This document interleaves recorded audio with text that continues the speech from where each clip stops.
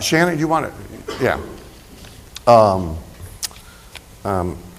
I invited Shannon to come join us for a few minutes. Which do you prefer, stools or couch?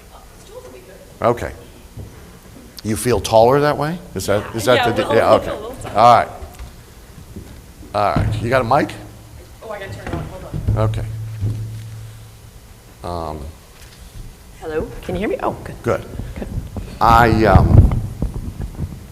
invited her to come and essentially share an abbreviated version of her business story for a couple of reasons.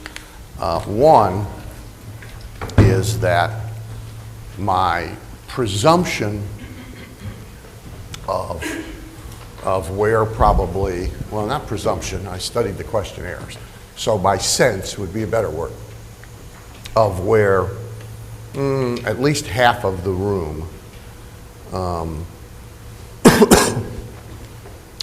might have, well, certainly was coming in the door and might sort of still be about everything we're talking about is, thank you.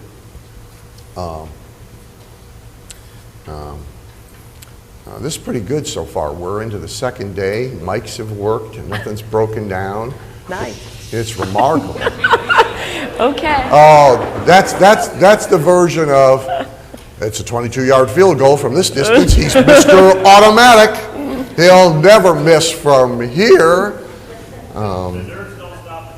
I lost 25 grand on a game exactly that way. The minute I'm sitting in Vegas, and the minute I heard it, I just tore the ticket in half and said, "That's the end of this." So my sense was that even at this point of our time, there would be a lot of angst of, okay, it all sounds good, but it also sounds overwhelming, and gee, me. And also, I actually presumed by now I would have offended 3/4 of the women in the room. So not only does she have a good story, but she's female. So this is sort of gender casting. By the way, about that, you probably don't know this about infomercial audiences. This is an interesting aside. When you see a live audience infomercial show, often, see, I praised him, and now I'm getting mic feedback, my own fault. I never should have said anything good about an AV guy. I've never said it before, and now nothing's going to work. Watch this.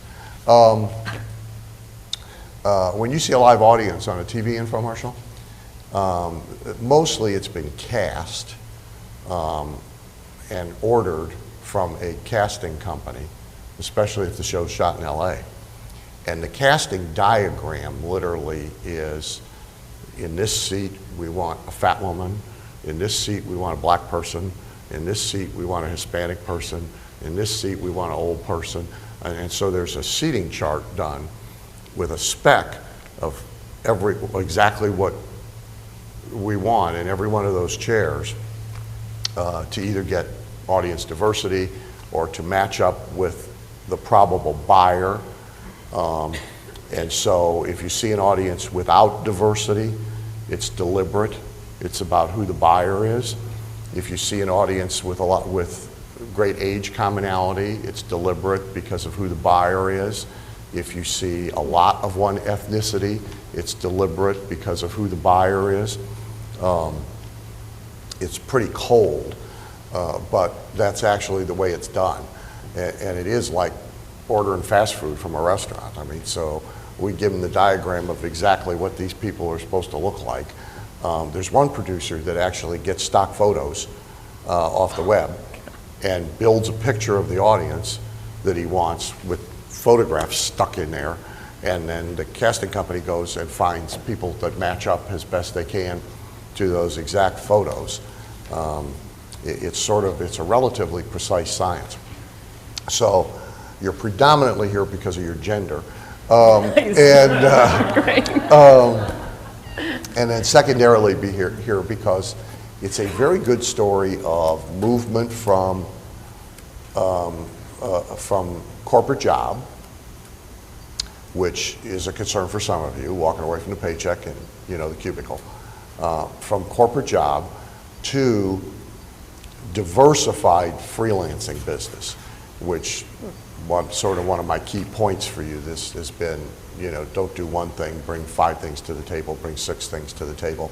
Whether you deliver them or not is not particularly relevant, but at least you being the portal to them. So I thought it would be helpful for you to hear from Shannon, so I asked her to join us. And so why don't you start by giving them the thumbnail, Sure. History. It was about 4 years ago when I was laid off, but where I'm going to start the story actually is before that, because Dan, I don't know if you know this, but when I started right out of college, I actually started in sales, and I was in college textbook sales. So for 10 years, I knocked on university doors and talked to college professors all day long. But from there, I knew I always wanted to be in marketing. And I went up through the ranks with the company, it was college education, so lots of takeovers and that kind of stuff. But where I landed was in market research and then international marketing, and I loved marketing. And then one of the things that I brought to the table in marketing was project management. They always gave me new jobs, and they always had me, create departments and take all the things that we needed to do and create projects and make them money.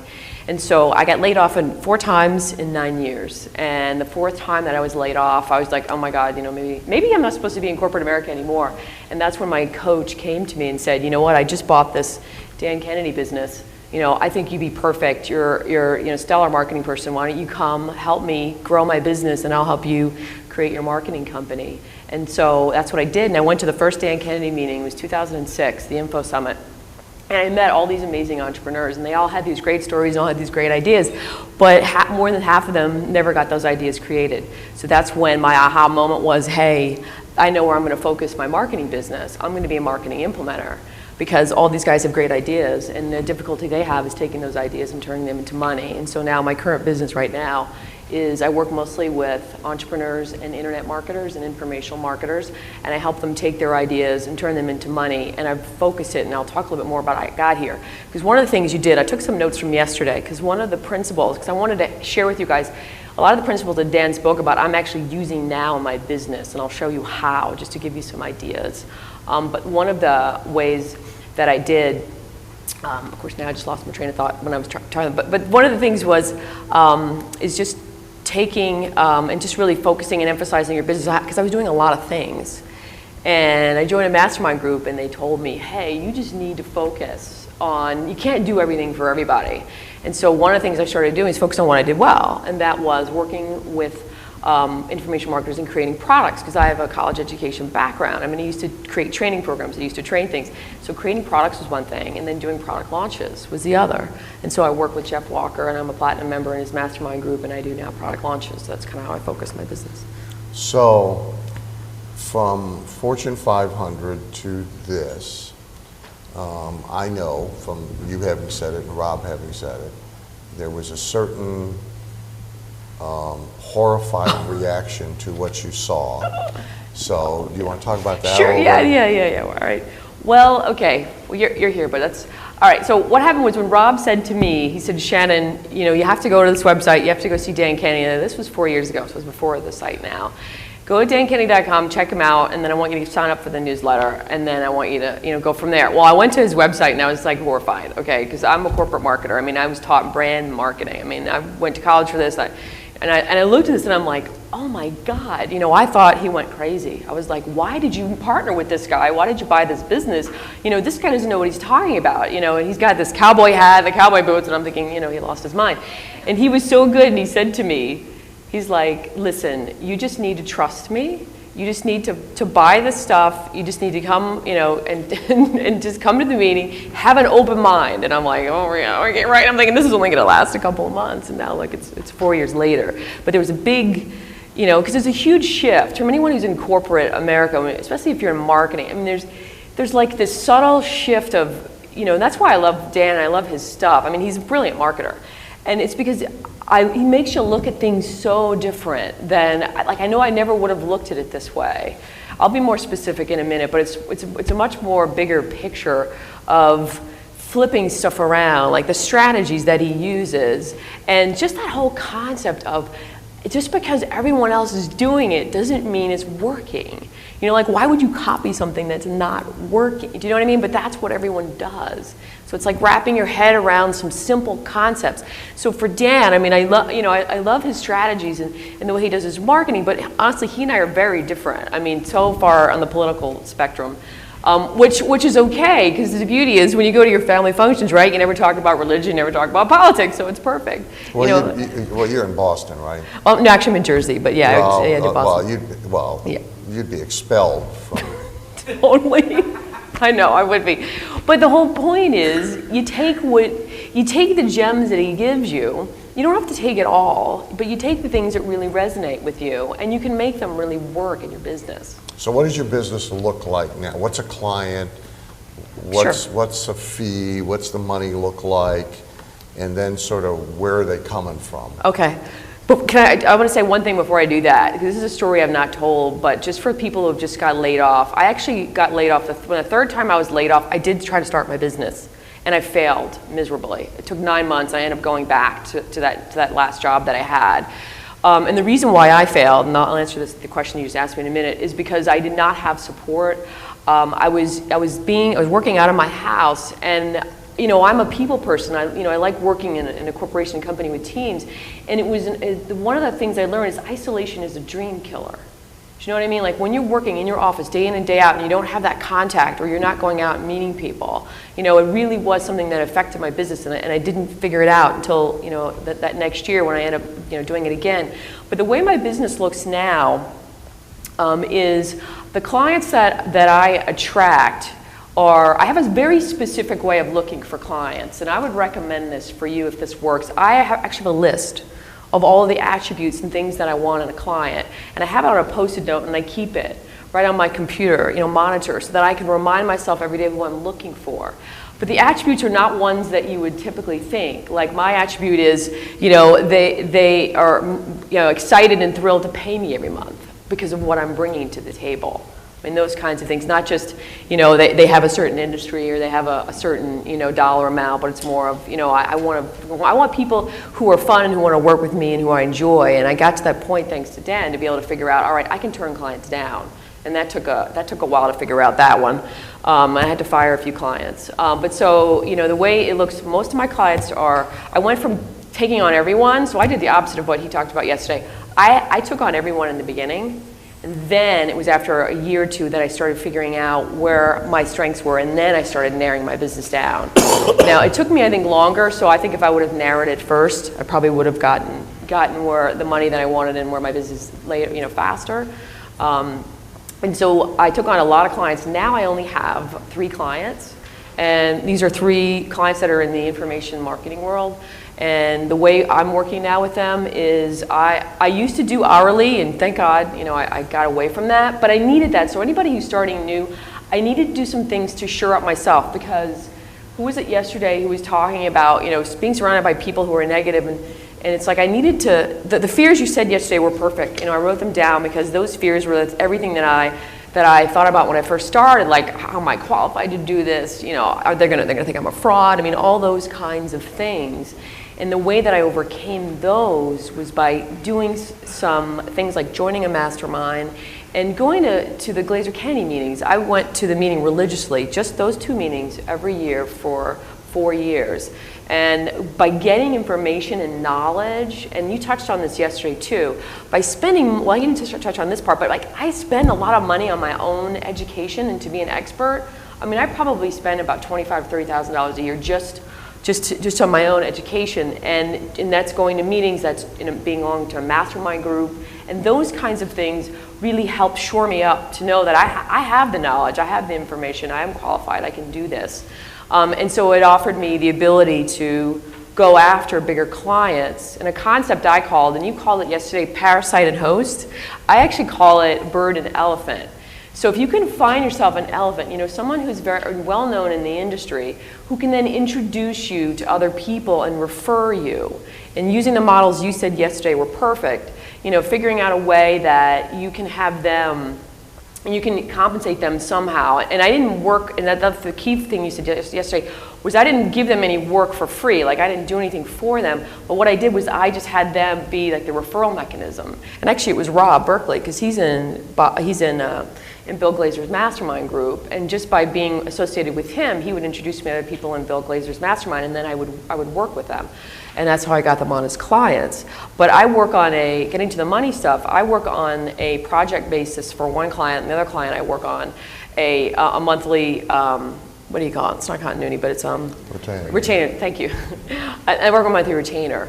And my goal and my work is because getting away from the dollars to hours is huge, and really being able to price yourself and price your services is a really big thing. I don't know, is that? Yeah. So if you don't mind, income 3 years ago, Oh, yeah, 2 years sure. ago, Yeah. last year, what does the yeah. total picture look like? Yeah, I'm happy to do that. The first year, I have to be totally honest, it kind of sucked, okay? Because it was hard, because I had to wrap my head. I did a lot of head stuff. So, because when you get laid off, there's a lot of head stuff, because you go through all that, and I would totally recommend a coach, and totally recommend creating I have two teams. I have a success team and I have a support team. The support team helps me when I'm going through some mental stuff, and the success team is like my mastermind group, who helps me with my ideas and helps me work with clients and create things. And so the money, the first year was, I'm made 6 figures in the corporate market. So the first year was disappointing. But at this point, I felt good about it. I made like $36,000, And the second year I doubled. In the third year, I doubled again, and now this year, I'm actually going to leapfrog. I actually had an amazing meeting with Dan. I had 30 minutes with Dan, as Mike did. I won a contest, and I had 30 minutes with Dan in November, and I had this great idea, and this is perfect, and we talked about this yesterday, is moving from being the person that's working with your clients to help them be successful, to then start my own information marketing business so that I can have a separate income. Because it's painful to always be relying on your clients for your money every month, because gosh knows what happens, and I actually want to talk about that too, about building a funnel where you keep getting them in there.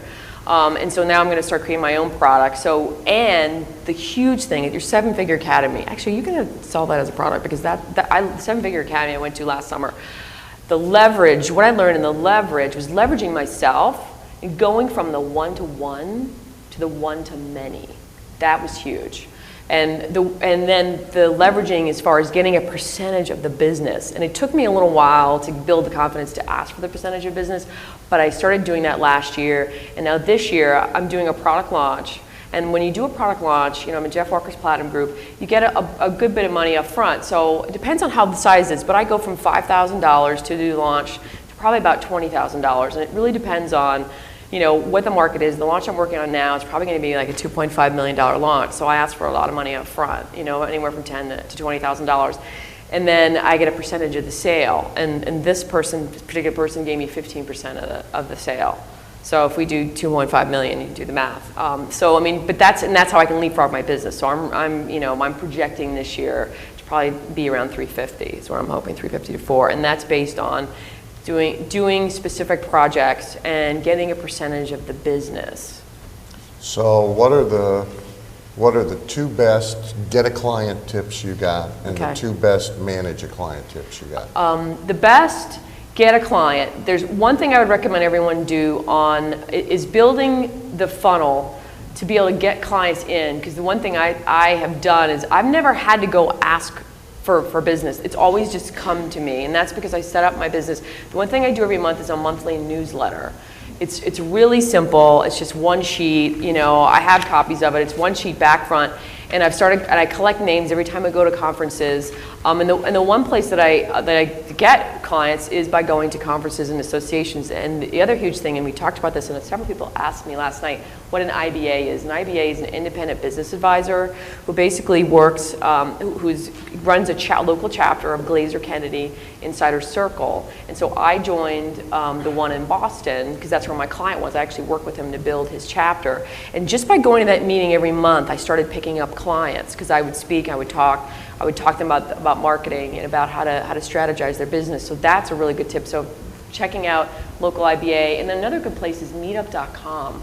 Meetup.com is really great to plug in to find local entrepreneurial meetings that are in your area. And then, so meetup.com? Meetup, like meet. Meetup. Yeah. That was a good way to do it. But as I said, finding doing something on a regular basis where you're communicating with people, and Dan drills this into you, but really, and it's the stuff that we do for the clients, right? We create email series, we create all this stuff, but doing it for yourself is really big. So and I gotta tell you, my list is small. I mean, I send this out to 350 people, and it's free. I don't charge for this, and I swear to God, this is how I get my clients, because everyone's always passing it around. They're always, and I do what Dan talks about in his personality and the copy. You know, I talk about my dog, I talk about, my son, but it's like, but that's the stuff. It's like being able to connect people on a personal level, to track them in, and being able to work with them. Hopefully that was good. Mm-hmm. And best client management tip, or problem encountered, or are there none? You're just happy with them all? No, but I want to actually, I'm going to answer that question you using... You don't like my questions. No, I love your questions. I'm sorry. No, I do. You got to be a politician, right? No. Well, I'll answer your question in about 4 episodes. In 4 minutes. Later, I'll be depressed. But I did eventually answer it, didn't I? I did eventually answer it. You got there. No, but what I wanted to do, I thought it'd be helpful, is to bring in some of the things you brought in yesterday to show you how I use them with my client management. So this is huge, posturing. You said this like 5 times yesterday. Posturing is big. Now, I have a lot of integrity, and so I felt like if I know I don't have anything going on that week, I'm thinking, well, I feel like I'm lying if I say, I only have, 1 appointment open. But then I got over that, and I have to tell you, that is really huge. Being able to tell people that, I really want to talk to you, and like, I really don't have any availability until next week, and I only have these 2 times. And then they think, that you must be really busy. I know you're really busy. I know you have lots of clients. And in the beginning, even if it's not true, I would just do it. He says, well, look, the way to make it true. You will. No, I did. Right. Yeah, totally. The way to make it true is to time block your schedule. Exactly. Say, so appointments with yourself count. So, well, I'm serious. So, like, it would be true for me to say next week that there is I have 1 phone day next week, and there are 2 hours on it that haven't been filled. So there are 2 phone appointments available next week. That's not to imply I'm with clients all week, but I do have a full schedule every week. There's 3 hours blocked for a copywriting project on Monday morning. There's 2 hours blocked for this. And so the schedule is full. It's not necessarily full with meetings or clients, right. And it wouldn't necessarily have to be full with work. Right. So, Thursday morning, I've got 4 hours at the track because we have a horse qualifying, and I'm spending the morning at the track. Mm-hmm. But it's blocked, it's gone, a client can't have it. It's not untrue. Totally. Now, the assumption they make from that, that's their responsibility. That's not, your responsibility. Exactly. But you're absolutely right in that you have to present yourself as already desired by many in order to be desirable to anybody, right? Mm-hmm. And you got to get over any hang-ups about it that you have. No, you do. No, you definitely do. But as far as client management goes, this was something that took me a little bit to get, and when I finally got it, it worked, because if you get certain clients and you find out if you start attracting the right people, and we talked about this a little bit yesterday, if you start attracting the right people, you won't have to manage them as much. And I'm actually a certified coach, so being a coach, I know how to spot someone if they're coachable or not. And believe me, I have made mistakes, so I just want you to know, I made most of them, and I wish I would have implemented a lot of what he told me earlier on, but it just took me a little bit to get all this. But I did fire a client, and it was actually very painful because the client came highly recommended by someone in the industry. And so I felt like, all right, he's this guy, I love this guy, I work with this guy, the client he referred me to came highly recommended from him. It's like, okay, I'll take him. Well, I knew, you have that internal, like I knew when I said yes and I started talking about news, like I shouldn't have done this. And so I ignored that and I kept pushing on, and then it got to a point like a month in that I just like, this guy's a nightmare client. Okay, like I need to get rid of this guy. So I actually tried to get rid of him over the phone, and this was his answer to me. I've invested too much money and too much time in you. I think we just have to figure out how to make this work. And I was like, oh no, okay. All right, that was once. Then I did it twice, and then it was like the third time. And so I went to my executive coach. I'm like, Rob, help me. And he gave me a little script. I'm big on scripts are great. Gave me a little script. I called him and I read the little script. And I said, and this was perfect, because I gotta tell you, language, as you guys know, is really important. So I said, you know what, this has only happened to me once before, but I really don't think that we're gonna be successful together. I really think it might be a good idea if we go ahead and part ways right now while we're on good terms, because I don't think we're gonna be able to produce what we really want to be successful later on. And so it wasn't like, hey, it was more of like we are not gonna be able to work this out. And I have to say at that point, then he basically, said, okay, fine, and then we ended the relationship, so. But yeah, client management is really big. You have to, one of the guys that you have to manage them and manage your own time with them, because there are some that will just keep taking all your time up, and they'll just keep calling you, and they'll just keep, aggravating you. So you have to put up a lot of boundaries, and you have to be able to give them specifics on, what the project's including and what it is that you're going to do for them. And I think, doing that really helps, because otherwise time vampires, that was a huge thing, is just getting that whole time management thing into place and really being able to block out time for me and for my work and block out my time for my clients. But one of the things that actually was beautiful, and I just learned this last year, was what you talked about, going from, because the caveat here is I never thought of myself as a copywriter, I just thought of myself as a marketer, and then all of a sudden I'm starting to getting all these copywriting jobs, which is wonderful and I love it. But so I figured out how to parlay then, because one client came to me for copywriting, and then he said to me, he goes, I just want you to write a lost customer email for me. And I'm like, well, okay, but you just want one email? Like, give me some more information. And then he goes, oh yeah, I just want one email. I'm thinking, well, wait a second, you guys need a whole campaign for this. You know what Dan does when he, and Glazer Kennedy, when they have like a 100, step campaign. I can't just write one email for you. So I parlayed that one little email into a whole campaign about how to do lost customers. And that was brilliant. What Dan said yesterday about taking that one little job and starting to ask them questions and really figure out what their pains are, so then you can turn it into a much bigger job. And one other thing, can I just say one? Mm-hmm. He talked about a questionnaire yesterday. Love it. I used to do push it broad. I used to do proposals. Deceptive, conservatively. You're push it broad, aren't you? I'm sorry. Well, you should be wearing a red suit. I think it's going to be helpful. Yeah. It's going to be helpful. Go ahead. I used to take the clients and I'd do the proposal for nothing, and I would, and then I'd sweat over this thing, and then it was free, and then they wouldn't use me, and I'm like, oh. So I finally listened to Dan, and I created a questionnaire, a marketing questionnaire. I call it a marketing roadmap. And so what I do is I charge $1,200 to do it, and it's a questionnaire. It's like 6 pages of questions. I mail them ahead of time, right? I mail them the questionnaire. I have them fill it out, and then I schedule a 1-hour phone call.